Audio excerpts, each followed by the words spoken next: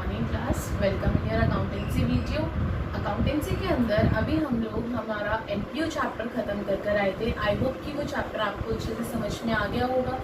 अब हम लोग हमारी थर्ड बुक स्टार्ट करने वाले हैं क्लास। सो प्लीज़ बहुत ध्यान से सुनिएगा, बहुत ध्यान से देखिएगा और एंड तक देखिएगा ताकि हम लोग जो भी इस वीडियो के अंदर आगे पढ़ने वाले हैं वो आपको अच्छे से समझ में आ जाए। अब हम लोग इस वीडियो के अंदर आज से हम लोग हमारी थर्ड बुक स्टार्ट कर रहे हैं जो कि आपकी फाइनेंशियल स्टेटमेंट एनालिसिस है। फाइनेंशियल स्टेटमेंट एनालिसिस के अंदर हम लोगों ने हमारा फर्स्ट चैप्टर उठाया class, that is your financial statements of a company. Class जो आपकी थर्ड बुक है अकाउंट्स की, वो आपकी टोटल 20 मार्क्स की आती है। कितने की? 20 मार्क्स की। ओवरऑल पूरी बुक के अंदर आपके 5 चैप्टर्स हैं जो कि आपके टोटल 20 मार्क्स के आते हैं, जिसमें से अभी हम लोग हमारा फर्स्ट चैप्टर उठा रहे हैं जिसका नाम है financial statements of a company. Clear? अब इस चैप्टर के अंदर हमें पढ़ना क्या क्या है, इस ओवरऑल बुक के अंदर मैं एक थोड़ा सा ब्रीफ दे देती हूँ कि है क्या। बेसिकली इस थर्ड बुक के अंदर आपको अपनी एनालिसिस देखनी है फाइनेंशियल स्टेटमेंट्स की। फाइनेंशियल स्टेटमेंट्स में आप लोग क्या करके आते हैं? अपना प्रॉफिट एंड लॉस बनाते हैं, बैलेंस शीट बनाते हैं, यही आपके फाइनल अकाउंट्स होते हैं। तो हमें अब इस बुक के अंदर ये सीखना है कि किस तरीके से हम लोग हमारे स्टेटमेंट्स को एनालाइज करते हैं, क्या क्या टूल्स होते हैं, कौन से टूल्स होते हैं जिनसे हम लोग एनालाइज इजीली कर पाते हैं। सो क्लास जो फर्स्ट चैप्टर है, फर्स्ट चैप्टर के अंदर आपको फिलहाल उसमें पूरा फॉर्मेट बताया है। ब्रीफ दे रही हूँ फर्स्ट चैप्टर का भी, ताकि आपको थोड़ा सा इंटरेस्टिंग चैप्टर लगे कि हाँ भाई अरे वाह इसके अंदर तो इतनी अच्छी चीजें हैं। तो फर्स्ट चैप्टर के अंदर financial statements of a company, इसके अंदर आपको उन्होंने फॉर्मेट बताया है पूरा बैलेंस शीट का, पूरा statement of profit and loss account का। इसके अंदर जो आपकी बैलेंस शीट है, जो भी हम लोग फर्स्ट बुक में कर आए थे वो थी पार्टनरशिप की बैलेंस शीट। लेकिन अब जो इस चैप्टर में हम लोग पढ़ेंगे वो हम लोग कंपनीज एक्ट 2013 के अकॉर्डिंग शेड्यूल थर्ड की जो आपकी कंपनीज आप बैलेंस शीट यूज करती हैं वो बैलेंस शीट हम लोग इस चैप्टर के अंदर सीखने वाले हैं। तो क्लास बहुत ध्यान से देखना। सबसे पहले मैं आपको ये बता देती हूँ इस चैप्टर के अंदर टॉपिक्स क्या क्या पढ़ेंगे हम लोग, फिर उसके बाद हम लोग हमारा स्टार्ट करेंगे चैप्टर। सबसे पहले इसके अंदर मैं आप लोगों को मीनिंग बताऊंगी कि financial statement of a company का मीनिंग क्या होता है।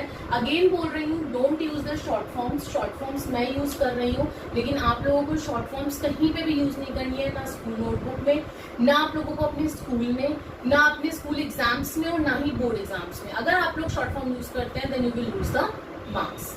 सो क्लास सबसे पहले हमें मीनिंग पढ़ना है। Financial statement of a company होता क्या है। After that characteristics and nature of financial statement, characteristics और नेचर क्या है। After that contents of annual report, contents कौन कौन से होते हैं एनुअल रिपोर्ट के अंदर। फिर उसके बाद हमें मेन चीज पढ़नी है that is your format of balance sheet, heads and contents of balance sheet, यानी कि बैलेंस शीट के अंदर जो भी आपके हेड्स एंड कंटेंट्स हैं उनकी डिटेलिंग हम लोग पढ़ेंगे, वो होता क्या है। After that there is one difference between provision and reserve, provision reserve के बीच में डिफरेंस जो आप चैप्टर 11 में भी पढ़कर आए हैं। Then format of statement of profit and loss account, उसके बाद पढ़ना है आपको statement of profit and loss account of format, and then again heads and contents of statement of profit and loss account, यानी कि जो statement of profit and loss account आप बनाओगे उसके अंदर के हेड्स और कंटेंट्स को डिटेलिंग में पढ़ना है। After that objectives of financial statement, financial statements जो हम बनाते हैं क्या ऑब्जेक्टिव्स हैं उनके। Then essentials of financial statement, क्यों एसेंशियल है ये। Parties interested in financial statement और users of financial statement, financial statements को देखता कौन है, कौन उसके यूजर्स हैं, कौन फाइनेंशियल स्टेटमेंट्स को देखने में इंटरेस्टेड होता है, वो पार्टीज के बारे में। After that the last one is the limitations of financial statement. So class ये टोटल 12 पॉइंट्स हैं जो कि हम लोगों को इस चैप्टर में पढ़ना है। सो मैं इस वीडियो के अंदर मेरा ये चैप्टर स्टार्ट कर रही हूँ। थ्योरी को भी बहुत ध्यान से पढ़ना। एज यूजुअल यू नो कि 20 मार्क्स के आपके जो एमसीक्यूज आते हैं वो थ्योरेटिकल पार्ट में से प्लस प्रैक्टिकल पार्ट में से वो कहीं से भी डाल देते हैं बोर्ड वाले।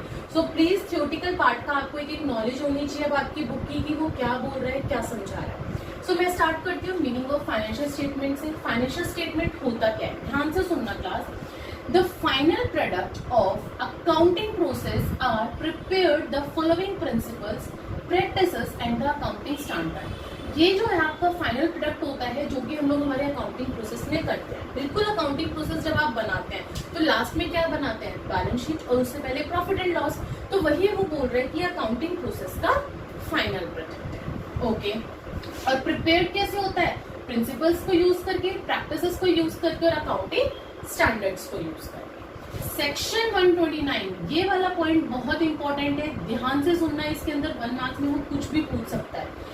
Section 129 of the companies act 2013, जो कंपनीज एक्ट 2013 का सेक्शन 129 है क्लास, क्या प्रिस्क्राइब करता है, prescribes that balance sheet and profit and loss account, bracket में that is your statement of profit and loss, are prepared in prescribes in. अब जो heading बोलने वाली हूँ ये बहुत इंपॉर्टेंट है, जो आपको अपने इसके अंदर लिखनी है, चाहे बैलेंस शीट बनाए, चाहे statement and profit and loss account. Statement of profit and loss that is your prescribe in schedule 3 of companies act 2013। वो पूछ सकता है कौन से शेड्यूल, शेड्यूल 1, 2 और 3। सो आप जो पढ़ रहे हैं वो शेड्यूल 3 पढ़ रहे हैं कंपनीज एक्ट 2013। तो ये होता है आपका फाइनेंशियल स्टेटमेंट। अब फाइनेंशियल स्टेटमेंट का सेट क्या है, पूरा set of financial statement that is your balance sheet, जो अभी हम लोग पढ़ने वाले हैं। फिर उसके बाद profit and loss account, after that notes to account, ये भी समझाऊंगी क्या होता है notes to account, and last cash flow statement, जिसके अंदर पूरा आपको अपना कैश की डिटेलिंग होती है, कितना कैश इनफ्लो हुआ, कितना कैश आउटफ्लो हुआ आपकी कंपनी से। सो क्लास ये था set of financial statements.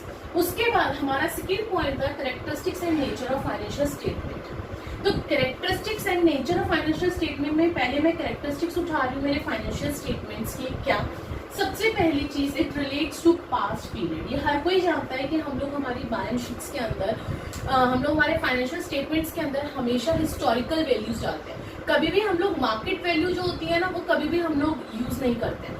So it relates to past period that is your historical documents. तो इसे हिस्टोरिकल डॉक्यूमेंट्स भी कहते हैं।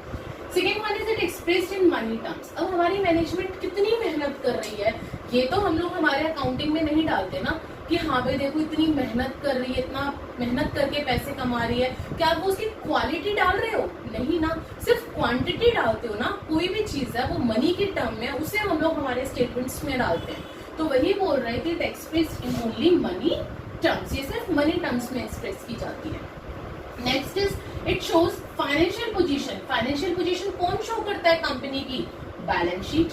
और फाइनेंशियल परफॉर्मेंस कौन शो करता है, statement of profit and loss account. दोनों का अलग अलग काम होता है।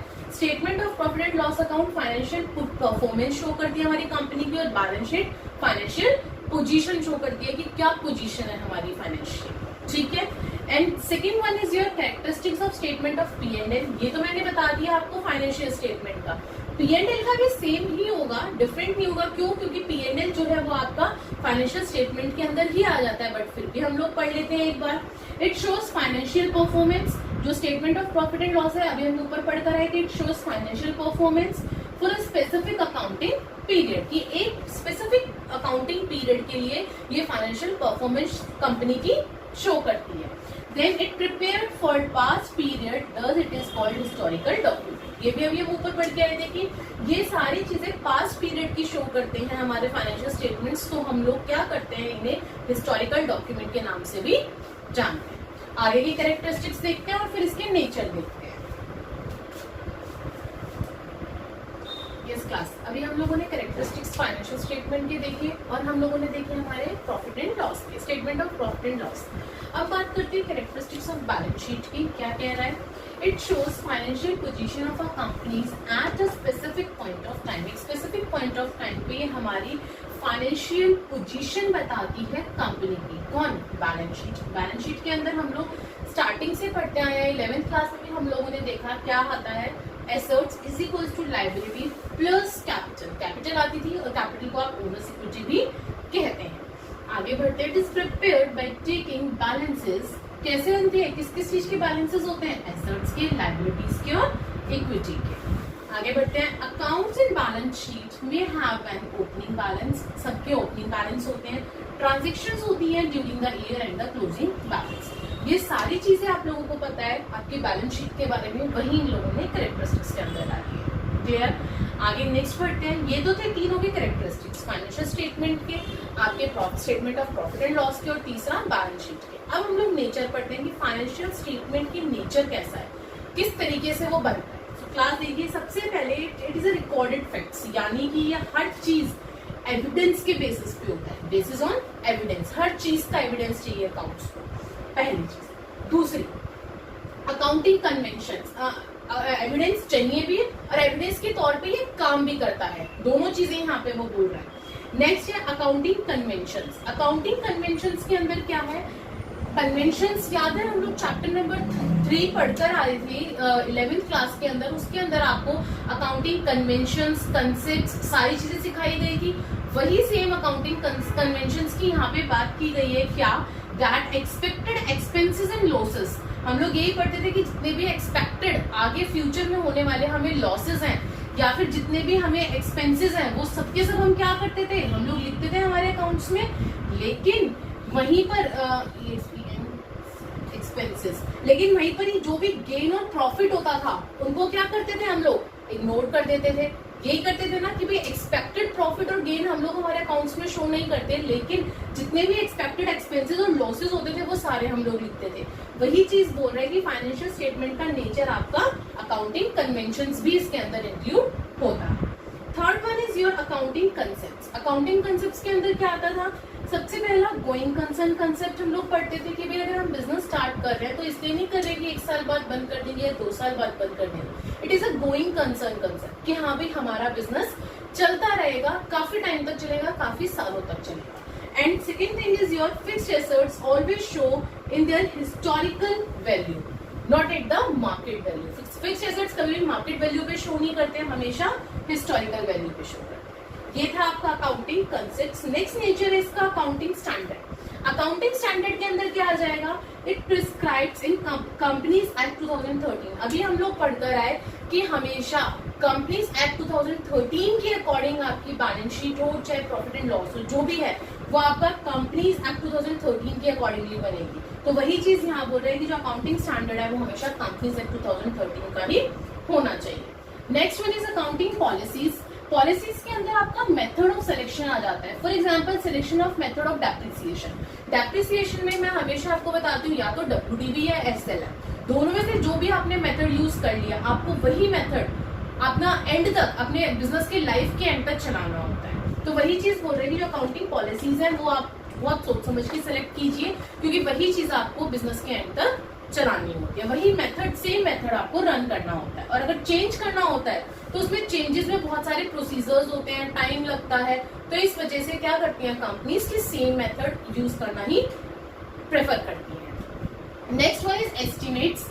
Useful life of fixed assets is estimate to provide depreciation. Estimates भी लगाए जाते हैं क्लास, क्या कि हाँ भाई अगर कोई फिक्स्ड एसेट्स है तो उसके ऊपर उसके डेप्रिसिएशन का एस्टिमेट लगाया जाता है कि हाँ भाई हमें डेप्रिसिएशन उसके ऊपर प्रोवाइड करवाना ही करवाना है, तो एस्टिमेट्स भी आ जाता है। और लास्ट आ जाता है source of financial information, that is your financial statement are the source of financial information. Financial statement से ही आपको पूरी डिटेलिंग मिलती है फाइनेंशियल इंफॉर्मेशन की, but know about financial position. और उसके बाद ही जब आपके पास फाइनेंशियल इंफॉर्मेशन फाइनेंशियल स्टेटमेंट से आ जाती है, उसके बाद ही आपको पता चलता है कि आपकी फाइनेंशियल पोजीशन या प्रॉफिटेबिलिटी कितनी है आपकी कंपनी की।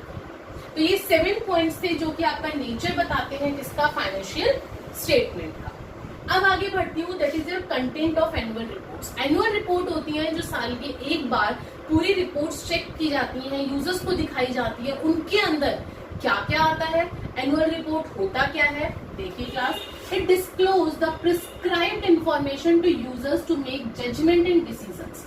एनुअल रिपोर्ट के अंदर पूरी ओवरऑल इंफॉर्मेशन होती है हमारी कंपनी की, जिससे जो हमारे यूजर्स होते हैं, याद करिए यूजर्स हम लोग ये क्लास 11th में पढ़कर आए थे, इंटरनल यूजर्स और एक्सटर्नल यूजर्स, याद आ रहे हैं। इंटरनल यूजर्स में आपके फॉर एग्जांपल शेयर होल्डर्स हैं, आप लोगों के मैनेजमेंट आ जाता है, एम्प्लॉय सारे क्या आ जाते हैं इंटरनल। और एक्सटर्नल के अंदर आपके बैंक आ गया, गवर्नमेंट आ गई, याद आ रहा है, ये सारे आपके कौन थे, एक्सटर्नल थे। तो जो यूजर्स होते हैं ना, यूजर्स को इंफॉर्मेशन देने के लिए आपकी एनुअल रिपोर्ट तक की तैयार की जाती है कि भाई जिसने कंपनी में पैसा लगा रखा है, जिसका कंपनी में पैसा है, वो पैसा सेफ भी है या नहीं है, वो वो अपनी यूजर्स अपनी जजमेंट और डिसीजंस लेते हैं।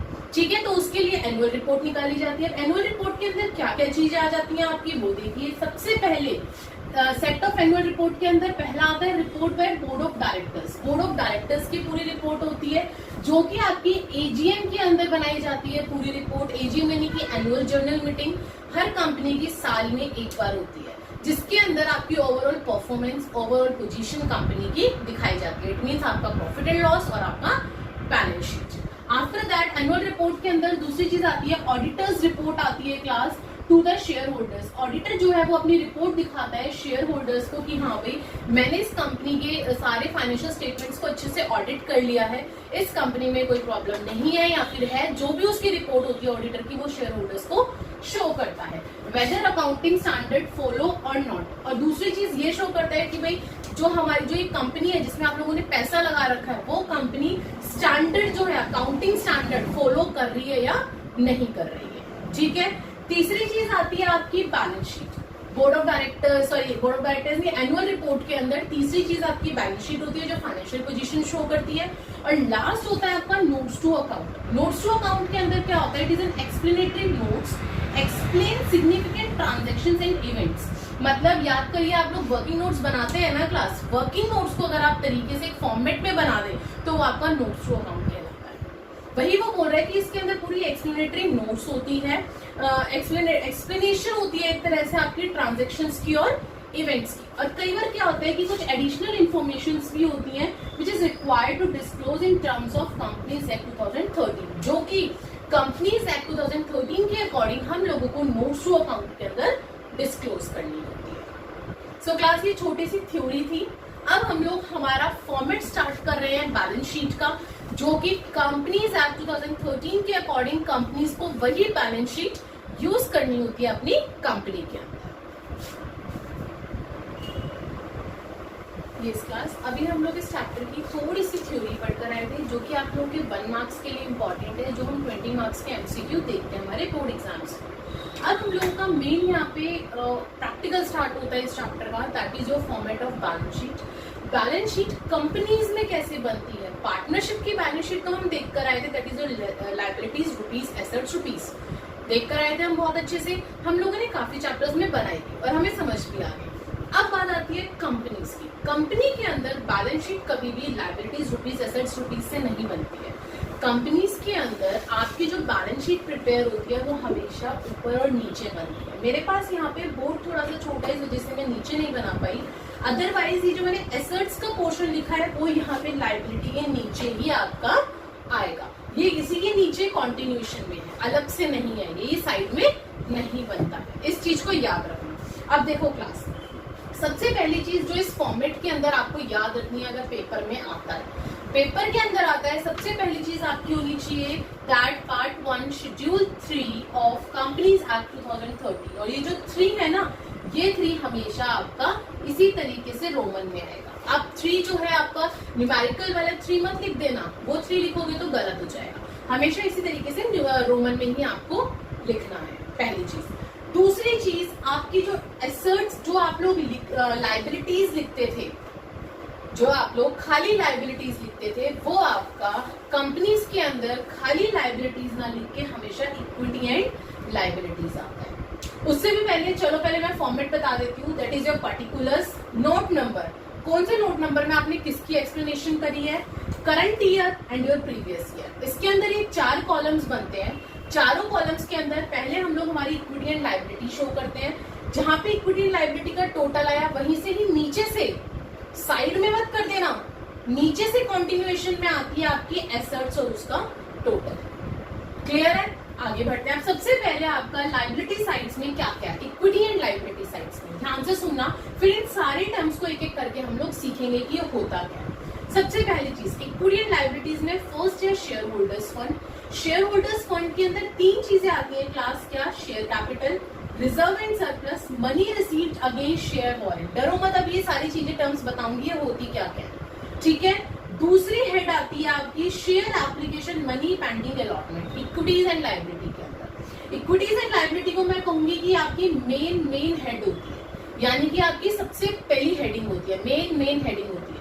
उसके बाद जो मैंने आपको शेयर होल्डर्स फंड बताया, दूसरा share application money pending allotment बताया, तीसरा नॉन करंट लाइबिलिटी और चौथा करंट लाइबिलिटी। ये जो चारों मैंने अंडरलाइन कर रखे हैं ये सारे आपके होते हैं class main head.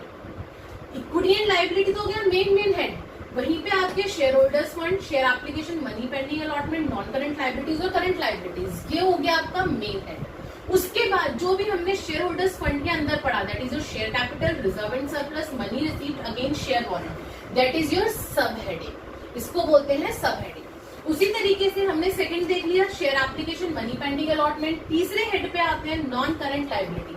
Non current liability के अंदर क्या क्या आता है? सबसे पहले लॉन्ग टर्म बोरिंग्स, आपकी लॉन्ग टर्म बोरिंग्स कितनी है? डेफर्ड टैक्स लाइबिलिटी क्या है, अभी पढ़ेंगे ये क्या होता है। Other long term liabilities, long term provisions, ये चारों सब हेड हैं आपके नॉन करंट लाइबिलिटी। इन चारों को मिला के बनती है non current liability. After that current liability. Current liability के अंदर क्या क्या आता है आपका? Short term borrowings, trade payable. Trade payable याद है 11th क्लास में पढ़कर आए थे, भूल गए। नेक्स्ट है other current liabilities, short term provisions. इन चारों को मिला के बनती है आपकी करंट लाइबिलिटी। उसके बाद हम लोग करते हैं इन सबका टोटल। जो भी आपका टोटल आता है करंट ईयर का और प्रीवियस ईयर का यहाँ लिखते हैं। फिर इसी के नीचे से ही कॉन्टिन्यूएशन में आता है आपका एसेट्स।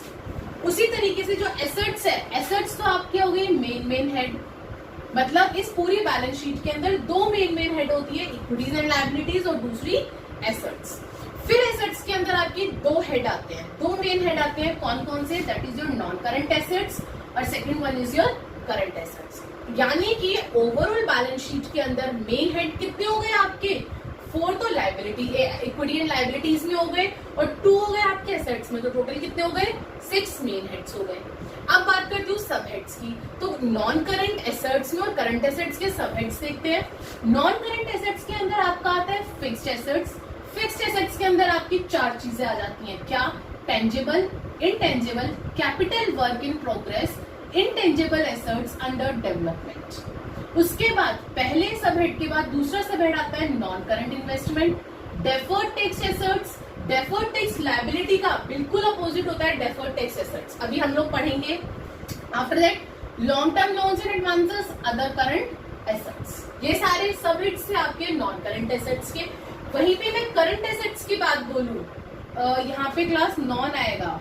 करंट एसेट्स कैसे हो सकता है जब नॉन करंट है? Other non current assets. Okay, next है करंट एसेट्स। करंट एसेट्स के अंदर क्या है आपके सब हेड्स? सबसे पहले करंट इन्वेस्टमेंट कितनी कर रखी है आपने, उसके बाद आपकी इन्वेंट्रीज कितनी है आपकी कंपनी के पास, then trade receivable. Trade payable आपका लायबिलिटीज में था और ट्रेड रिसीवेबल आपका करंट एसेट्स में। Then cash and cash equivalent कितना है? Short term loans and advances, कितने short term loans and advances हैं? After that other current assets और लास्ट में अदर करंट एसेट्स कितने हैं? फिर आप क्या करेंगे? एसेट्स का टोटल कर देंगे। तो ये बैलेंस शीट जब आपको याद रखनी है एग्जाम में क्लास किसी भी तरीके से वो पूछ सकता है, आपको टर्म्स दे सकता है कि आप बैलेंस शीट बनाइए। आपको ये भी कर सकता है वो बेसिकली इस चैप्टर में से वो आपको बैलेंस शीट ना बना के वो ये चीज बोलता है। फॉर एग्जाम्पल उसने दे दिया डेफर्ड टैक्स एसेट्स, बताओ कि डेफर्ड टैक्स एसेट्स किस सब हेड के अंदर आता है और किस हेड के अंदर आता है। इस तरीके से वो 6 पॉइंट्स देता है और 3 मार्क्स का क्वेश्चन वो इसमें से बना के देता है। सो प्लीज इस फॉर्मेट को आप लोगों को बहुत अच्छे से याद करना है ताकि आपको एक एक चीज के बारे में बताओ कि कौन सा आपका जो आपकी कौन सी ऐसी टर्म है वो किस सब हेड के अंदर आ रही है और किस वो हेड के अंदर आ रही है। आपको दोनों चीजें पता होनी चाहिए, वो भी अभी हम आगे देखेंगे। उससे पहले अब हम लोग हमारी लायबिलिटी की पूरी डिटेलिंग देखते हैं, फिर उसके बाद हम लोग हमारे एसेट्स के सारे टर्म को समझेंगे।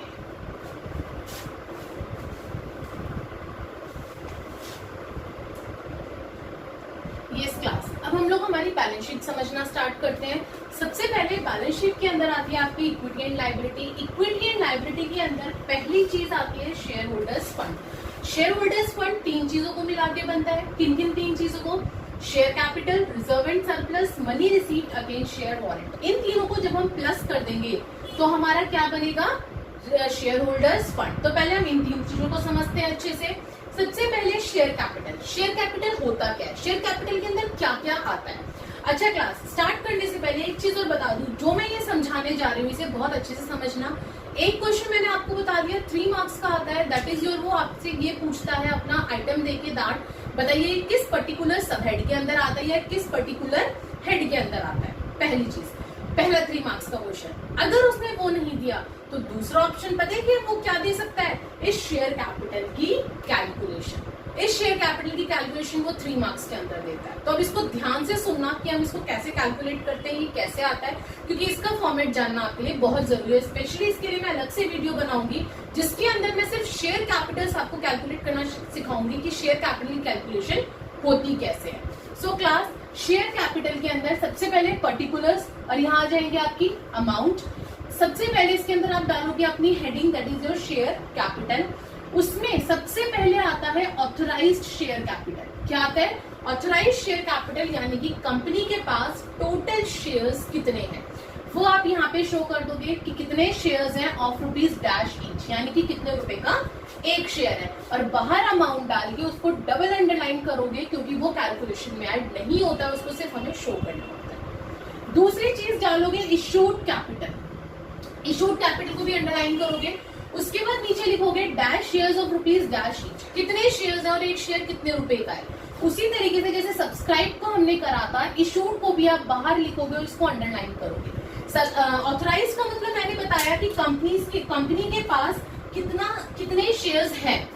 उसी तरीके से इशूड का मतलब होता है कि कंपनी इशू कितने करती है, कंपनी जो है वो पब्लिक को कितने शेयर्स अपने इशू कर रही है। इशूड के अंदर वो चीजें आ जाती हैं, तो उसे भी हम लोग हमारी कैलकुलेशन में ना डाल के हम लोग क्या करते हैं, सिर्फ बाहर शो करते हैं कि कंपनी ने कितने शेयर्स इशू कर दिए।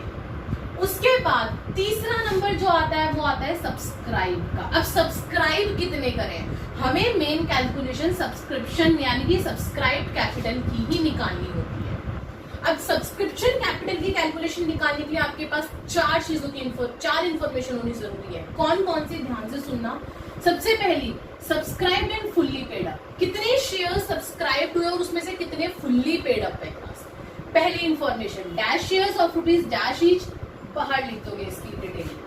उसके बाद दूसरा आता है subscribe and not fully paid up, subscribe तो थे बट फुल्ली पेड अप नहीं थे क्लास। ऐसे कितने शेयर्स हैं जो कि शेयर्स फुल्ली पेड अप नहीं हुए, उसको क्या करोगे, बाहर लिख दोगे। यहाँ पे भी इसी तरीके से लिखोगे dash shares of rupees dash each, कितने शेयर्स थे और कितने रुपए का एक शेयर था, उसे भी हमने बाहर लिख दिया।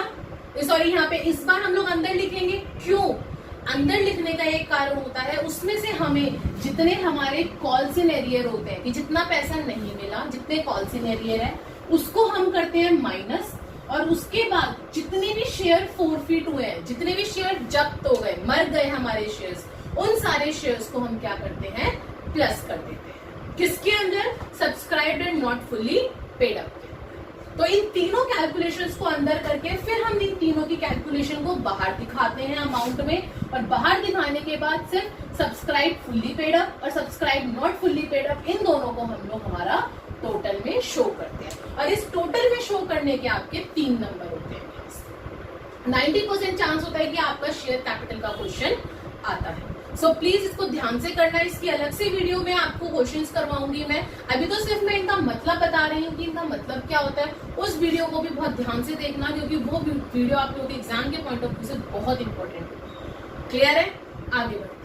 ये तो था आपका शेयर कैपिटल क्या होता है। अब इन सब के अंदर ये जरूरी नहीं है कि सिर्फ एक ही शेयर्स गिवन हो, यहाँ पे आपको 2 भी गिवन हो सकते हैं, इक्विटी का अलग गिवन हो और प्रेफरेंस का अलग गिवन हो, तो आपको 2 कॉलम बना के लिखना पड़ेगा। नीचे लिखा है मैंने, equity and preference shares shown separately, दोनों शेयर्स सेपरेटली शो करने हैं, इक्विटी का अलग से शो करोगे और प्रेफरेंस का अलग से शो करोगे। ये तो था क्लास आपका शेयर कैपिटल। आई होप कि शेयर कैपिटल आपको क्लियर हो गया होगा।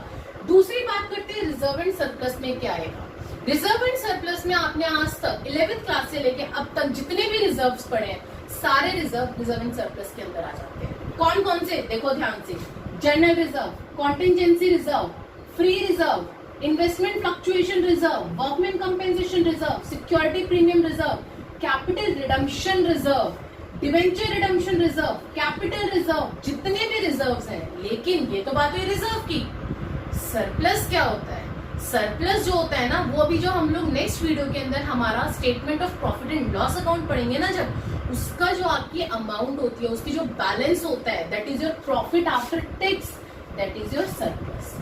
मतलब surplus that is balance in statement of profit and loss account, यानी कि जो statement of profit and loss account होता है उसका जो बैलेंस बचता है, that is your profit after tax, वो आपका सरप्लस के अंदर आता है। और क्लास एक ऐसा रिजर्व होता है जिसके ना आगे रिजर्व लिखा ना पीछे, लेकिन वो भी आप रिजर्व एंड सरप्लस के अंदर डालते हैं। कई बार एग्जामिनर आप लोगों को कंफ्यूज करने के लिए ये वाला रिजर्व मैक्सिमम टाइम वो देता है, और उसका नाम क्या है, ध्यान से सुनना, शेयर ऑप्शन आउटस्टैंडिंग अकाउंट। ये आपका ईसॉप के अंदर आता है। ईसॉप आप लोग जो पढ़ते हैं वो थोड़ा बहुत इसके बारे में बिजनेस स्टडीज में पढ़ लेंगे, अदरवाइज ये आपका सीए लेवल का है, तो ये जानने की कोशिश मत करिएगा इतनी ज्यादा कि ये होता क्या है। बस इतना याद रखो कि फिलहाल आपका शेयर ऑप्शन आउटस्टैंडिंग अकाउंट जो है ये रिजर्व एंड सरप्लस के अंदर आपको डाल के अपना बैलेंस शीट में इसी में शो करना है। वो ये पूछ सकता है कि बताइए भाई शेयर ऑप्शन आउटस्टैंडिंग अकाउंट किस सब हेड के अंदर आता है और किस हेड के अंदर आता है। 1 मार्क्स में तो क्या डालोगे, सब हेड हो जाएगा आपका रिजर्व एंड सरप्लस और हेड हो जाएगा आपका शेयर होल्डर्स फंड। क्लियर है? तो ये हमने दो चीजें सीख ली यहाँ पे, पहला शेयर कैपिटल क्या होता है, दूसरा हमने रिजर्व एंड सरप्लस सीखा, रिजर्व एंड सरप्लस के अंदर क्या होता है। अब आगे के टर्म्स देखते हैं। यस क्लास, अब बारी आती है थर्ड पॉइंट की, that is your money received against share warrant. अभी मैंने बहुत अच्छे से समझाया शेयर कैपिटल क्या होता है, रिजर्व एंड सरप्लस क्या होता है। क्लास एक चीज बताना चाहूंगी स्टार्ट करने से पहले कि जो समझा रही हूँ बहुत ध्यान से समझना, ये सिर्फ तुम्हारे 11th-12th के लेवल पे नहीं, आगे अगर आप कोई कॉम्पिटिटिव एग्जाम भी देते हो ना, उनमें भी ये चीजें बहुत इंपॉर्टेंट होती है। सो प्लीज बहुत ध्यान से सुनना, इन नोट्स को उतारना ताकि ये आपके आगे भी काम आ सके। ठीक है, आगे बढ़ते हैं। थर्ड पॉइंट था money received against share warrant. इसका मतलब क्या होता है, ध्यान से सुनना क्लास, नहीं आपके लिए टर्म आई है ये। इसका मतलब होता है, एग्जाम्पल ले रही हूँ, एक एग्जाम्पल को ध्यान से देखना। एक कंपनी है क्लास, ठीक है, उस कंपनी के अंदर एक बी पर्सन है और एक सी पर्सन है।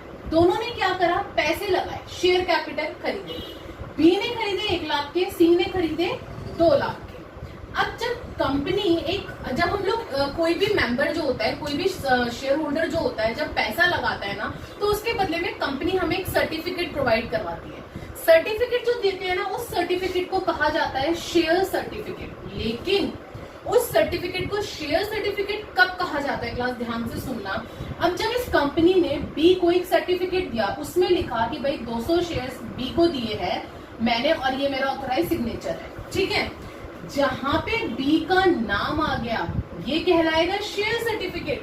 लेकिन जहां पे सी को उसने सर्टिफिकेट दिया, उसमें सिर्फ उसने लिख दिया कि 200 शेयर्स मैंने अलॉट करे हैं। इसके अंदर उसने सी का नाम नहीं लिखा और अपना साइन कर दिया। क्या अब आप इस सर्टिफिकेट को भी शेयर सर्टिफिकेट कहोगे? देखो क्लास, जो उसने सर्टिफिकेट बी को दिया, अगर ये सर्टिफिकेट बी मान लो डी को देता है या मान लो ई को देता है, तब भी मालिक कौन रहा शेयर्स का? बी रहा ना, क्योंकि उस सर्टिफिकेट के ऊपर नाम किसका है? बी का। वहीं पे मैं अगर सी की बात करूं कि जो सर्टिफिकेट कंपनी ने सी को दिया, अगर सी ये सर्टिफिकेट डी को दे दे, तो मालिक कौन हुआ उन शेयर्स का? डी हो गया भाई। क्यों? क्योंकि उस सर्टिफिकेट पे किसी का नाम तो है नहीं, मालिक का नाम तो है नहीं उसके ऊपर। जिसके पास वो सर्टिफिकेट गया शेयर्स का मालिक तो वो हो गया। अगर सी ने सर्टिफिकेट ई को दे दिया तो मालिक कौन हुआ? ई हो गया। तो क्लास, जिस सर्टिफिकेट में, जो सर्टिफिकेट कंपनी हमें इशू करती है, जिस सर्टिफिकेट में मालिक का नाम होता है, उस सर्टिफिकेट को शेयर सर्टिफिकेट कहते हैं। लेकिन जिस सर्टिफिकेट में मालिक का नाम नहीं होता ना, उसको कहते हैं शेयर वारंट। उसको क्या कहते हैं? Share warrant. अब देखो, जो पैसा बी ने लगा रखा है 1 लाख रुपए कैपिटल का, उसको तो कंपनी ने नाम दे दिया शेयर कैपिटल भाई। क्यों? क्योंकि उसे शेयर सर्टिफिकेट प्रोवाइड करवाया गया। लेकिन जो पैसा सी ने लगाया है 2 लाख का एज अ कैपिटल, जो पैसा सी ने लगाया है, लेकिन सी को क्या मिला है? शेयर वारंट मिला है। क्यों? क्योंकि उसके सर्टिफिकेट में उसका नाम नहीं था। तो उस केस में क्या होता है, जब सर्टिफिकेट के ऊपर नाम नहीं होता ना मालिक का, और वो मालिक जो पैसा लगाता है, उस पैसे को बोलते हैं money received against share warrant. यानी कि ये जो 2 लाख रुपए है ना, कंपनी 2 लाख रुपए को अपने बैलेंस शीट के अंदर किस नाम से डालेगी? Money received against share warrant. Share capital में नहीं डालेगी क्लास। अब ये बेवकूफी मत करना कि मैम हम अमाउंट चाहे यहाँ डाले चाहे यहाँ डाले, आंसर तो नीचे सेम आएगा, आंसर सेम आएगा। एग्जामिनर आंसर देख के आपको मार्क्स नहीं देगा। फिर तो एक काम करो, ये सारी जितनी भी टर्म्स लिखी है ना, इन सबको आप शेयर कैपिटल में डाल दो, आंसर तो तब भी सेम आएगा। तो ये बेवकूफी मत करना, इस चीज को ध्यान से समझना जो मैंने बोला है कि जब कंपनी जो है अगर किसी को सर्टिफिकेट दे रही है और उसके ऊपर उसका नाम है तो वो शेयर सर्टिफिकेट और उसका पैसा शेयर कैपिटल में आएगा। वहीं पे अगर कोई कंपनी जो है सर्टिफिकेट दे रही है लेकिन उसके ऊपर उस मालिक का नाम नहीं है कि किसने वो शेयर्स खरीदे हैं, तो वो शेयर वारंट कहलाता है। और वो पैसा जो वो पर्सन लगा रहा है उस पैसे को क्या कहते हैं हम लोग, money received against share warrant. तो ये होता है क्लास आपका money receive against share warrant. I hope कि आपको समझ आ गया होगा। अब एक छोटी सी लाइन लिख लो, this money is as good as share capital. होती है शेयर कैपिटल की तरह ही है, बस मैंने एक छोटा सा फर्क आपको बता दिया कि इसके अंदर छोटा सा माइनर सा डिफरेंस क्या होता है। अब क्लास देखो, हमने तीनों चीजें पढ़ ली, share capital, reserve and surplus and money received against share warrant. तो इन तीनों को मिला के share capital, reserve and surplus और शेयर वारंट, तीनों को मिला के क्या बन गया आपका, शेयर होल्डर फंड। पहला सब हेड क्लियर हो गया, पहला हेड क्लियर हो गया आपका। अब हम आते हैं दूसरे हेड पे, क्या है आपका, share application money pending allotment. अब इसका मतलब क्या होता है, ये भी आप लोगों के लिए नई टर्म है तो ध्यान से सुनना। Share application money pending allotment, ध्यान से सुनना, बहुत ध्यान से एग्जांपल के थ्रू समझा रही हूँ। कंपनी है, ठीक है, यहाँ पे एक पर्सन है बी ने क्या करा, 3 लाख के, बी ने बोला कि भाई मुझे ना शेयर्स खरीदने हैं इस कंपनी के, 3 लाख रुपए के उसने शेयर के लिए पैसा लगा रखा है कि हाँ भाई मुझे पैसे देने हैं और मुझे शेयर्स लेने हैं। बट जब कंपनी ने शेयर्स इशू करे ना, एक शेयर था 10 रुपए का, ठीक है। अब क्या हुआ कि बीच में ही जब एप्लीकेशंस आई कंपनी के पास, जब ये एप्लीकेशन आनी स्टार्ट हुई लोगों की कंपनी के पास, 3 रुपए से एप्लीकेशन थी। इसके अंदर क्या होता है ना क्लास की, पहले कंपनी के पास एप्लीकेशंस आती है, उसके बाद एप्लीकेशन का जब पैसा आ जाता है उसके बाद कंपनी अलॉट करती है शेयर, अलॉट करने के बाद फिर फर्स्ट कॉल करती है और सेकंड कॉल करती है। शेयर्स जब अलॉट होते हैं तो इस तरीके से होते हैं। अब यहाँ पे जो रेशो था वो ये था कि कंपनी ने एप्लीकेशन के ऊपर तो 3 रुपए रखे थे कि भाई 3 रुपए से आप हमें पहले पैसा भेज दोगे, जब हम अलॉट करेंगे तो आपको 4 रुपए से पैसा देना पड़ेगा और जब आपको फर्स्ट कॉल की जाएगी तब आपको 3 रुपए से देना पड़ेगा।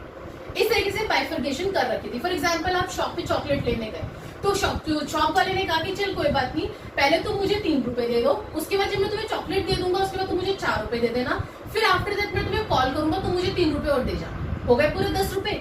इसी तरीके से यहाँ पे कहा गया है। अब यहाँ पे जो बोला गया है ना वो ये बोल रहे हैं कि कंपनी के पास एप्लीकेशन का पैसा आ गया, 3 रुपए के हिसाब से पैसा आ गया, ठीक है, लेकिन जैसे ही 3 रुपए का पैसा आया आपका 31 मार्च आ गया। अब आपको तो अपने अकाउंट्स को क्लोज करना है भाई, ठीक है, कंपनी ने शेयर्स निकाले, एक बी पर्सन था उसको शेयर खरीदने थे, उसने एप्लीकेशन का पैसा दे रखा था, उसने फरवरी में दे दिया एप्लीकेशन का पैसा। अब एकदम से 31 मार्च आ गया, अब कंपनी को तो अपना बैलेंस क्लोज करना है ना, अपना अकाउंट क्लोज करना है कंपनी को। तो अब क्या कंपनी 3 रुपए को शेयर कैपिटल दिखाएगी? क्या उसने उसको शेयर्स इशू कर दिए जो कि वो 3 रुपए को शेयर कैपिटल दिखाएगी? नहीं दिखा सकती, उसे पूरे 10 रुपए ही दिखाने पड़ेंगे शेयर कैपिटल के। तो इस केस में क्या होता है कि जब एप्लीकेशन के बाद ही आपका फाइनेंशियल ईयर क्लोज हो जाता है ना एकदम से, और उस एप्लीकेशन का जो पैसा आपके पास आ चुका है पब्लिक का, वो एप्लीकेशन का पैसा जो होता है वो कहलाता है share application money pending allotment, वो कहलाता है आपका। याद रखना, दोबारा बता रही हूँ, वो एप्लीकेशन का पैसा जो कि आपका 31 मार्च से पहले आ गया, वो पैसा कहलाता है share application money pending allotment. Clear है? अब 31 मार्च के बाद जब ये आ जाएगा ना पूरा पैसा 10 रुपए के हिसाब से, तब तो ये पूरे 10 रुपए शेयर कैपिटल में आप दिखा सकते हो, लेकिन जब तक नहीं आएगा नहीं दिखा सकते। तो जब शेयर कैपिटल नहीं हुआ तो आप उसको कौन सी हेडिंग में डालोगे? तो इसके लिए कंपनी से एक नई हेडिंग निकाली है जो कि आपकी कहलाती है share application money pending allotment. Share application money का तो पैसा आ गया, लेकिन पेंडिंग क्या है भी? अलॉटमेंट पेंडिंग है, तो वो आप कहाँ डाल देंगे? यहाँ पे डाल देंगे। क्लियर है? So class, after some time it will become share capital only. कुछ टाइम बाद वो बन जाएगी शेयर कैपिटल, लेकिन अभी तो नहीं है ना, तो नहीं होने की वजह से उसे हम लोग दूसरे हेड के अंदर डालते हैं। अब देखो क्लास, बोर्ड वाले भी कई बार ना आप लोगों के साथ बहुत अच्छा गेम खेलते हैं। कैसे, ध्यान से सुनना। बोर्ड वालों ने क्या करा कि उन लोगों ने क्वेश्चन डाला उन लोगों ने वही 3 मार्क्स वाले, मैंने आपको बोला ये 3 मार्क्स वाले में वो कुछ भी दे सकता है और बोलेगा कि भाई इसका सब हेड बताओ, हेड बताओ। उसने डाला, बोर्ड वालों ने क्या डाल दिया, सीबीएसई ने शेयर एप्लीकेशन मनी नॉट डाल दिया, pending allotment, not pending allotment. बच्चों ने क्या करा, अच्छा शेयर मनी एप्लीकेशन फटाफट से डाल दिया, सेकंड हेड में आएगा share application money pending allotment में। उन लोगों ने इस नोट को तो पढ़ा ही नहीं। वही सीबीएसई वालों ने तुम्हारे साथ इतना बड़ा गेम खेल दिया, तुम भी तो ध्यान से देख के करो क्वेश्चन को। उन्होंने नॉट डाल दिया था, और जिस केस में ये नॉट आ जाता है ना, वही है ही नहीं पैसा, यानी कि वो पैसा जो आपको रिफंड करना है, मनी टू बी रिफंडेड। जब पैसा रिफंड करना है तो वो क्या हो गई, आपकी लाइबिलिटी हो गई ना, करंट लाइबिलिटी। तो ये आ जाता है आपका अदर करंट लाइबिलिटी के अंदर, अगर उसने नॉट डाल दिया तो बीच में। इसलिए क्वेश्चन को ध्यान से पढ़ना कि क्वेश्चन बोल क्या रहा है, उसके बाद डालना कि वो share application money pending allotment में आएगा या फिर वो अदर करंट लाइबिलिटी। इसी तरीके से कुछ 3 टर्म्स और हैं, ये 3 और समझाती हूँ। When share application money a current liability, ये तो था अदर करंट लाइबिलिटी, ठीक है। करंट लाइबिलिटी के अंदर कब कब आता है, इशू इज ओवर सब्सक्राइब, जब इशू जो है वो ओवर सब्सक्राइब हो जाते हैं। Issue is over subscribe in the amount is payable in instalment, issue जो है वो ओवर सब्सक्राइब हो गया, और पेबल किस हिसाब से कर रहे हो, इंस्टॉलमेंट में कर रहे हो। और तीसरी term, company has not received minimum subscription, जब कंपनी को मिनिमम सब्सक्रिप्शन रिसीव नहीं होती है। तो इन 3 केस में आप इसमें डाल देते हो करंट लाइबिलिटी में। क्लियर हुआ? सो क्लास, ये थोड़ा सा कॉम्प्लिकेटेड था, इसको ध्यान से सुनना। अगर नहीं समझ में आया मेरी वीडियो को दोबारा से बैक करके सुनो, ताकि आपको ये पॉइंट क्लियर हो सके। क्योंकि बच्चे क्या करते हैं, बस शेयर कैपिटल देखा, अच्छा जी शेयर कैपिटल का पैसा उठा के शेयर कैपिटल में डाल दिया, आंसर गलत हो गया। सो प्लीज क्वेश्चन को ध्यान से पढ़ना, दोबारा बोल रही हूँ ताकि आप उसको सही उसके हेड में डाल सको। क्लियर है? अब हम आगे बढ़ते हैं, नेक्स्ट पॉइंट देखेंगे।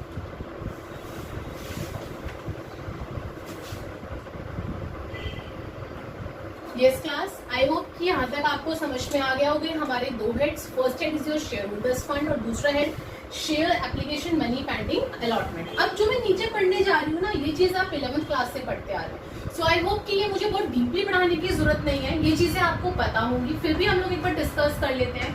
That is your non current liability और करंट लाइबिलिटी। सबको पता है नॉन करेंट लाइबिलिटी यानी कि वो liability that is your more than 1 year, जो 1 साल से ज्यादा की होती है। वहीं पे मैं करंट लाइबिलिटी की बात करूं, that is your less than 1 year, यानी कि जो 1 साल से कम की आपकी उधारी होती है, कम की लाइबिलिटी होती है। अब इनके अंदर के हम लोग सब हेड्स वगैरह पढ़ लेते हैं कि इनके अंदर के सब हेड्स क्या है। आइए, सबसे पहले नॉन करंट लाइबिलिटी में आता है आपका long term borrowings. Long term borrowings के अंदर क्या क्या आ जाता है, ध्यान से देखना। That is your more than 12 months.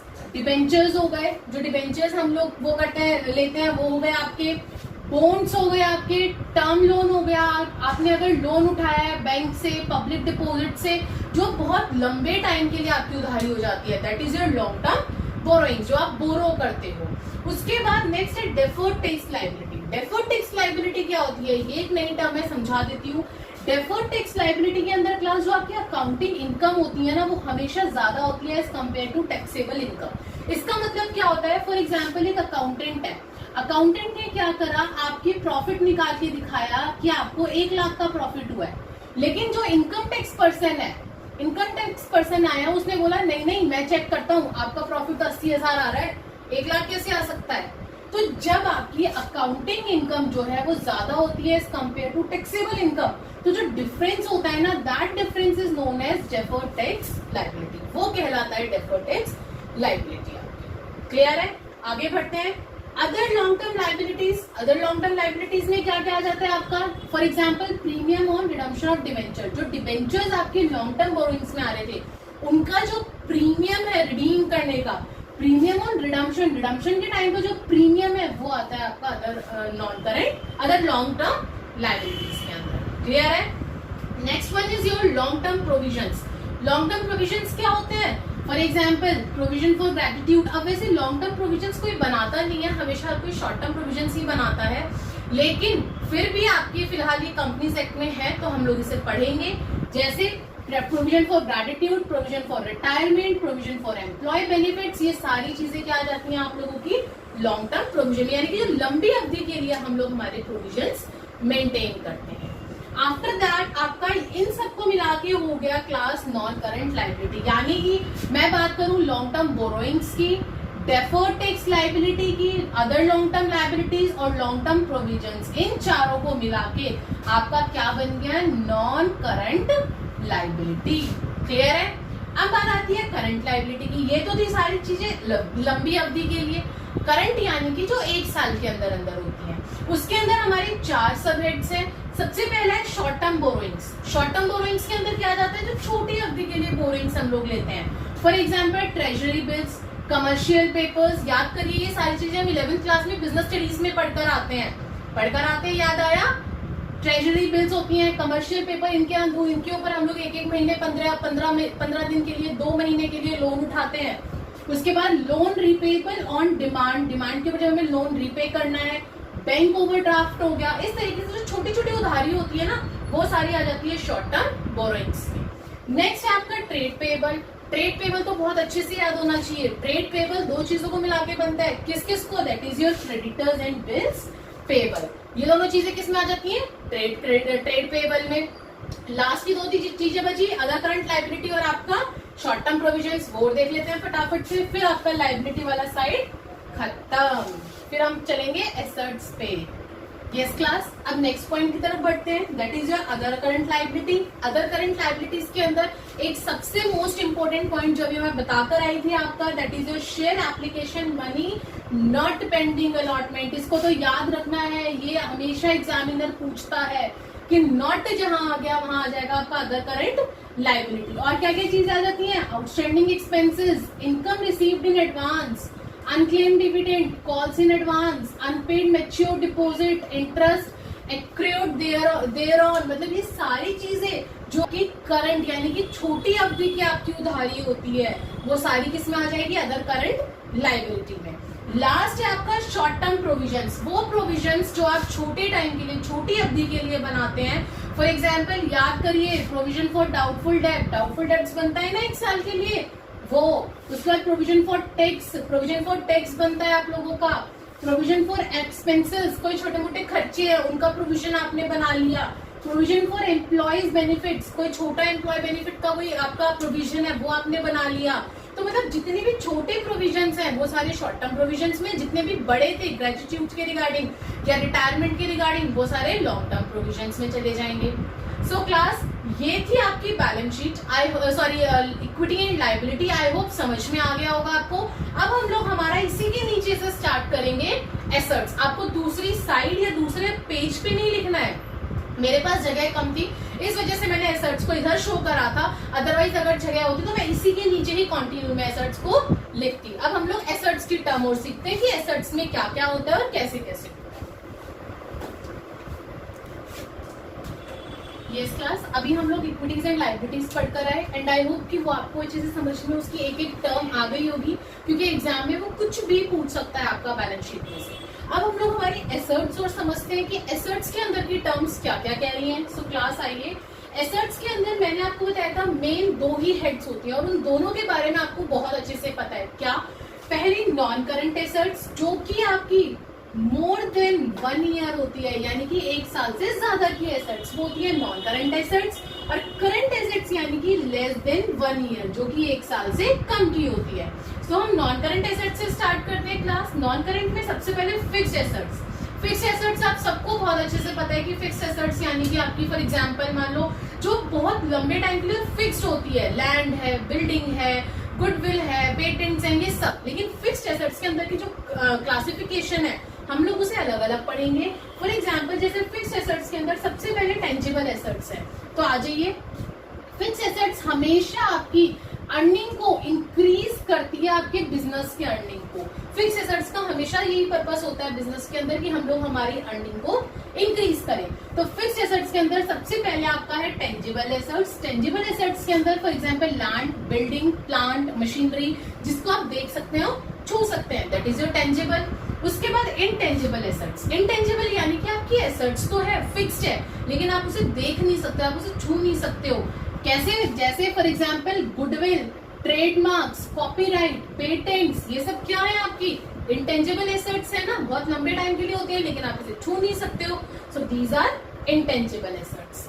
Third one is your capital work in progress. WIP is your work in progress.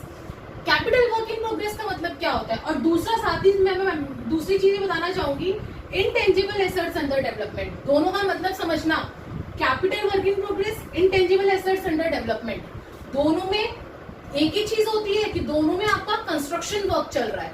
But minor सा डिफरेंस क्या होता है आप लोगों का कि कैपिटल वर्क इन प्रोग्रेस में आपके जो अंडर कंस्ट्रक्शन हो रहा होता है ना, वो आप लोगों का हमेशा टेंजिबल एसेट्स का होता है। किसका होता है? टेंजिबल एसेट्स का।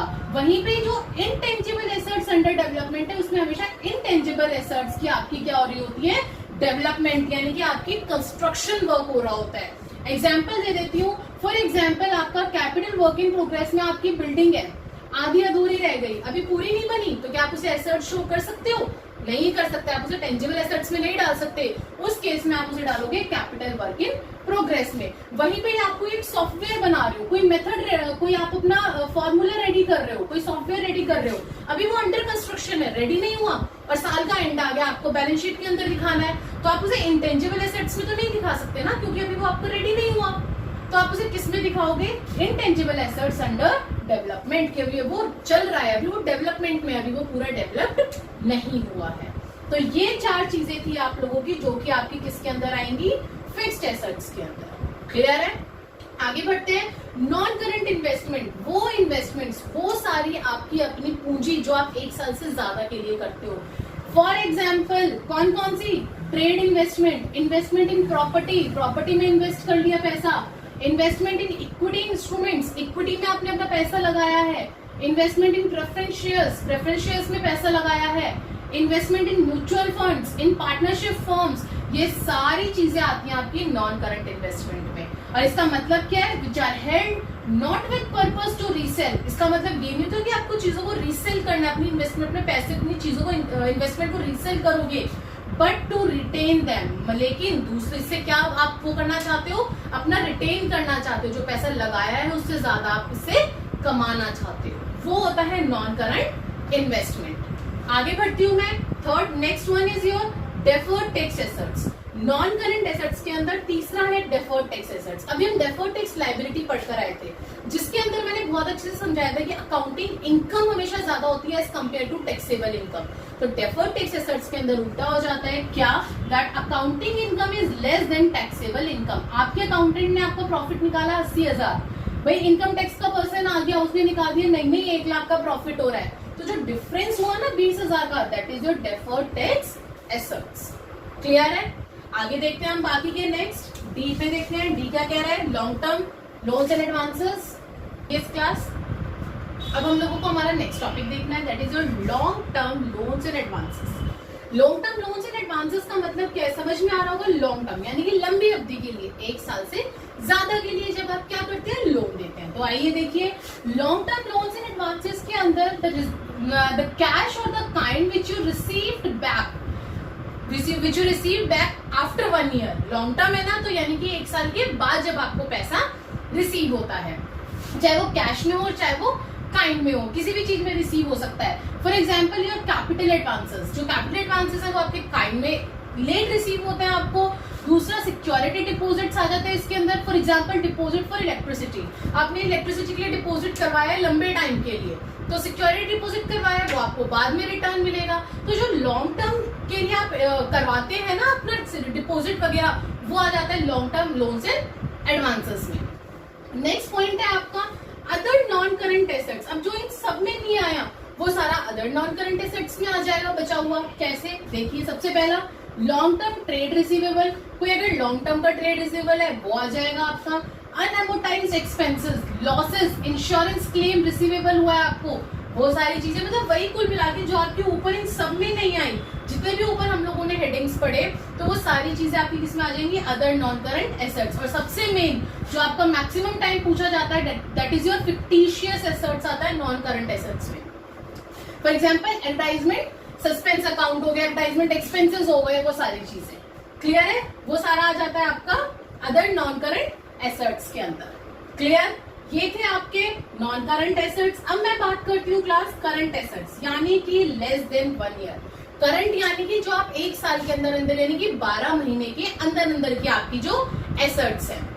इसमें पहली हेडिंग है करंट इन्वेस्टमेंट, 1 साल की इन्वेस्टमेंट क्लास। इन्वेस्टमेंट कहीं पे भी करो but for with in 12 hours, sorry not 12 sorry 12 months class. For example that the money which is converted into cash, वो सारी इन्वेस्टमेंट्स जो कि आपकी कैश में कन्वर्ट हो जाती है within 12 months from date of purchase. Date of purchase यानी कि जब आपने खरीदी है जो इन्वेस्टमेंट, उसके बाद 12 महीने के अंदर अंदर अगर वो आपकी कैश के अंदर कन्वर्ट हो रही है तो वो आपकी कहलाएगी करंट इन्वेस्टमेंट। कौन कौन सी investment? For example investment in mutual fund, mutual fund में करा है बट वो आपने 1 साल के अंदर अंदर अपना पैसा निकाल लिया, क्या कहलाएगा? Current investment. Investment in preference shares, equity instruments, government in trust securities, investment in partnership firm, इन सबके अंदर अगर आपने इन्वेस्टमेंट की है लेकिन 12 महीने के अंदर अंदर अगर आपने उसको बेच के अपना पैसा ले लिया तो वो क्या कहलाएगी? आपकी करंट इन्वेस्टमेंट। नेक्स्ट बढ़ते हैं इन्वेंट्रीज। इन्वेंट्रीज के अंदर वो सारी चीजें जो कि आप 12 महीने के अंदर अंदर अपने उन सारी चीजों को जब आप 12 महीने के अंदर अंदर क्या करते हैं? कन्वर्ट कर लेते हैं कैश में। For example raw material, raw material को अगर आप विद इन 12 मंथ्स कैश में कन्वर्ट कर लेते हैं तो वो क्या कहलाएगा? आपका इन्वेंट्रीज, और वो कर किस में आ जाएगा? करंट एसेट्स के अंदर। Next work in progress, finish goods. Finish goods आपके वेयर हाउसेज में रखे हैं, उसको आपने 12 महीने के अंदर अंदर अपना पैसे में कन्वर्ट कर लिया कैश में, तो क्या हो गया? वो करंट एसेट्स में आ जाएगा, इन्वेंट्रीज में। Stock in trade, stock in trade, लेकिन कौन सा stock in trade? For goods acquired for trading, जो ट्रेडिंग के लिए आपका स्टॉक इन ट्रेड है वो स्टॉक आपका। Stores and spares, loose tools, ये सारी चीजें आपकी किस में दिखाएंगे? आप इन्वेंट्री में। क्वेश्चन में ये पुट अप कर सकता है कि भाई बताओ लूज टूल्स किस में आते हैं? इन्वेंट्रीज, और दूसरा करंट एसेट्स। उसकी सब हेडिंग हो जाएगी इन्वेंट्रीज और उसकी हेडिंग क्या हो जाएगी? आपकी करंट एसेट्स। क्लियर है? नेक्स्ट है आपका trade receivable class. Trade receivable, trade payable अभी हम पढ़कर आए थे, तो ट्रेड रिसीवेबल कौन सा अमाउंट जो आपको रिसीव करना है, और किस किस से रिसीव करना है? डेटर्स से, और जो आपके बिल्स बने हुए हैं जो बिल रिसीवेबल है, उन दोनों से जो पैसा मिलकर आएगा वो किस में आ जाएगा? आपका ट्रेड रिसीवेबल में आ जाएगा। आप बाकी के 3 बचे और देख लेते हैं, फिर हमारी balance sheet over. Yes class, अब नेक्स्ट टॉपिक है हमारा, नेक्स्ट पॉइंट है यहाँ पे cash and cash equivalent. Cash and cash equivalent के अंदर वो आपको क्या क्या दे सकता है एग्जामिनर? बोर्ड एग्जाम में क्या क्या आ सकता है, ध्यान से सुनना। कैश एंड कैश इक्विवेलेंट के अंदर आपकी जो मेन टर्म्स आती हैं, that is your balances with bank, bank का बैलेंस। कैश इन हैंड, कितना आपके पास कैश इन हैंड है? चेक, ड्राफ्ट्स ऑन हैंड, कितना आपके पास चेक हैंड में है, ड्राफ्ट्स में है। Balance with bank held as margin money, bank deposit with more than 12 months maturity. तो क्लास ये 4 और एक 5 ऐसे टर्म्स हैं जो आपकी वो एग्जाम में दे सकता है, आपको पूछ सकता है कि बताइए क्लास, बताइए students, bank balance with bank held as margin money, इसका क्या सब हेड है और क्या हेड है? तो सब हेड हो जाएगा कैश एंड कैश इक्विवेलेंट और हेड हो जाएगा आपका करंट एसेट्स। क्लियर है? नेक्स्ट पॉइंट है आपका short term loans and advances. Short term loans and advances, यहाँ हमने पढ़ा था long term loans and advances, जो लंबी अवधि के लिए आपके लोन्स एंड एडवांसेस थे। वहीं पे शॉर्ट टर्म में क्या हो गया? जो छोटी अवधि के लिए, जो कम अवधि के लिए। For example advances recoverable in cash with in 12 months, जो विद इन 12 मंथ्स के अंदर आप अपने कैश को रिकवरेबल कर लो, वो advances. And the last one is your other current assets. Other current assets के अंदर क्या क्या आ जाएंगे? Prepaid expenses, accrued income, payment of advance tax only. So class ये सारी चीजें आपने पढ़ी हुई है, प्रीपेड एक्सपेंस भी आपने पढ़ा हुआ है, एक्रूड इनकम भी पढ़ा हुआ है। तो ये जितनी भी चीजें होती हैं जो आपके ऊपर इन सब में नहीं आई, current investment, inventory, trade receivable, cash and cash equivalent, short term loans and advances, जो इन सब में नहीं आई वो किस में आ जाएगी? अदर करंट एसेट्स में। सो क्लास ये हम लोगों ने हमारी बैलेंस शीट देखी है, इक्विटीज एंड लाइबिलिटीज में क्या क्या आएगा, आपका एसेट्स के अंदर क्या क्या आएगा। आई होप, बार बार बोल रही हूँ, आपने ये भी चीज समझ ली होगी कि सबसे पहले इक्विटीज एंड लाइबिलिटीज और उसके बाद नीचे आपकी आएगी एसेट्स। इसमें ये गलती मत करना कंपनीज बैलेंस शीट में कि आप एक इधर की साइड लिख दो लाइबिलिटीज रुपीज, एक इधर साइड लिख दो लेफ्ट हैंड साइड और right hand side that is your assets and rupees. ये गलती मत करना, इसमें हमेशा ऊपर नीचे आता है। अब क्लास एक छोटा सा टॉपिक और है, वो और बता देती हूँ, फिर उसके बाद हम इसके क्वेश्चंस देखेंगे।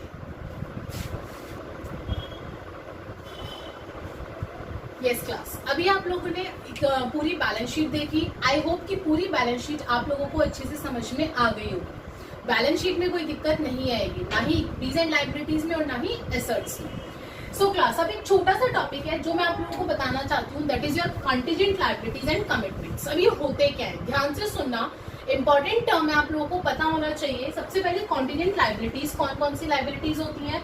दीज लायबिलिटीज मे और may not occur in future. ये वो लायबिलिटीज हैं जो कि जरूरी नहीं है मे और may not occur in future की हो या ना हो, फ्यूचर में नहीं पता।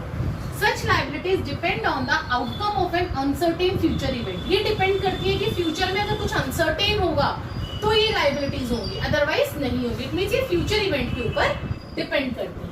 Shown outside the balance sheet as notes to account. ये हमेशा बैलेंस शीट के बाहर नोट्स टू अकाउंट में शो की जाती है। फॉर एग्जाम्पल, कौन कौन सी? Propose dividend of the current year, current year का कोई प्रपोज डिविडेंड है कंपनी का, तो वो शो किया जाएगा।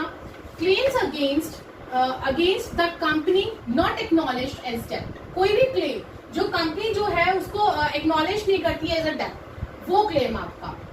And bill receivable discounted with bank. कोई बिल रिसीवेबल है जो डिस्काउंटेड है, याद करिए 11th क्लास में आप लोग डिस्काउंटेड बिल में पढ़कर आए हैं, ये discounted of bill receivable discounted with bank. याद आया कि 11th क्लास में हम लोग अकाउंट्स में पढ़कर आए थे ये टॉपिक। तो वही चीज है, जब आपका बिल डिस्काउंटेड हो जाता है बैंक से, तो वो चीज आपकी बैलेंस शीट के अंदर नहीं आती है। किस में जाती है? वो नोट्स टू अकाउंट में। तो इसीलिए ये चीज मैंने अलग से समझाई है, क्योंकि ये जो तीनों चीजें मैंने बताई हैं आपको कॉन्टिजेंट लायबिलिटी की, ये चीजें आपको बैलेंस शीट के अंदर नहीं मिलेंगी, ये नोट्स टू अकाउंट में मिलेंगी। लेकिन फिर भी इनका सोल्यूशन होता है, वो हम आगे जब क्वेश्चंस करेंगे तब सीखेंगे। दूसरी चीज है कमिटमेंट्स। अब कमिटमेंट्स के अंदर क्या आता है? These are the obligations of a company to external entities. ये ऑब्लिगेशंस होती हैं एक्सटर्नल एंटिटीज को, that is agreed to by the company to be executed by it in future. तो जो कि फ्यूचर में क्या करेंगे? एग्जीक्यूट करेगी कंपनी उन कमिटमेंट्स को। For example, uncalled liability on shares and investment partly paid. अगर कोई अनकॉल्ड शेयर और इन्वेस्टमेंट है जिसे पार्टली पेड करना है, उस टाइप की कमिटमेंट्स। या फिर estimated accounts of contracts remaining to be executed on capital account and not provided for. So class, ये आपकी कुछ चीजें हैं जो कमिटमेंट्स कंपनीज करती हैं बाहर, यानी एक्सटर्नल एंटिटीज के साथ, जो उन्हें करना, जो उन्हें मतलब कमिटमेंट्स करके वो अपने काम को पूरा करती है। ठीक है, तो ये था आपका कॉन्टिजेंट लायबिलिटी और commitments. So class, I hope कि आपको जो मैंने आज इस वीडियो में पढ़ाया है, पूरी balance sheet, that is your scheduled third of companies act 2013 आपको समझ में आ गई होगी, जो कि आप लोगों के एग्जाम के पॉइंट ऑफ व्यू से बहुत इंपॉर्टेंट है। और इसी में से मैंने आपको 3 मार्क्स का क्वेश्चन बताया है, या तो आपका शेयर कैपिटल का क्वेश्चन, जो कि हम लोग एक सेपरेट वीडियो के अंदर सीखेंगे कि प्रॉपर तरीके से शेयर कैपिटल का अमाउंट हम लोग कैसे निकालते हैं, या तो वो आएगा आपका, या फिर 3 मार्क्स में वो आपको कोई भी आपका आइटम दे देगा कि बताइए उसका सब हेड क्या है और उसका हेड क्या है। इस तरीके से क्वेश्चन पूछा जाता है आपके बोर्ड एग्जाम्स में। So class, thank you.